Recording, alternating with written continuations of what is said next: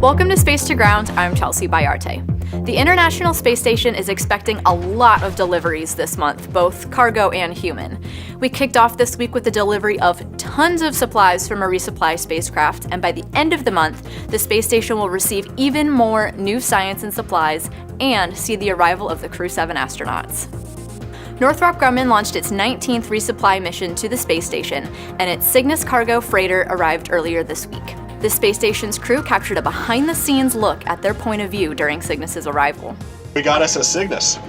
Next thing, the arm will maneuver the Cygnus vehicle over to the Node 1 common berthing mechanism, and that common berthing mechanism, or CBM, will connect the vehicle, bolt it onto the space station, and then we'll get inside and take out all the cargo and supplies. Maybe some ice cream, right? Maybe, yeah, we'll see. Maybe some special treats. Yeah. The crew quickly got to work unpacking their new science and supplies. Some of the items included experiments such as fire protection, a new potable water dispenser, and even a memory card with artwork from students from around the world. The next delivery on deck is scheduled for August 24th, when the Progress 85 cargo spacecraft will arrive at the space station. We'll be airing both its launch and arrival live on NASA TV and on your NASA app. Then, just one day later, on August 25th, the excitement continues as 4 humans launch to the space station as part of NASA's SpaceX Crew 7 mission. Crew 7 is made up of 4 people: NASA astronaut Jasmine Mogbelli, Danish astronaut Andreas Mogensen, Japanese astronaut Satoshi Furukawa, and Russian cosmonaut Konstantin Borisov. A very international crew.